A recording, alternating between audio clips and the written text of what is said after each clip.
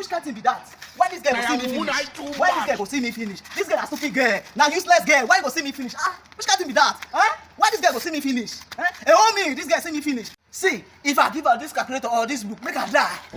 Which girl see finish like be that one? This girl a very stupid girl. Why you go see me finish like that? My get to what happen now. Why they shout this afternoon now? What did happen now? No man, this useless girl. See, you don't think when I do that thing. I want to say my body dey malfunction. Like carry work wey be dey my hand o. Enter quarter. As I enter quarter, now I jam this girl. As I jam this girl, I go carry the one wey be dey my hand, carry give her. Now go tell me say everything don cost. Say increase their price.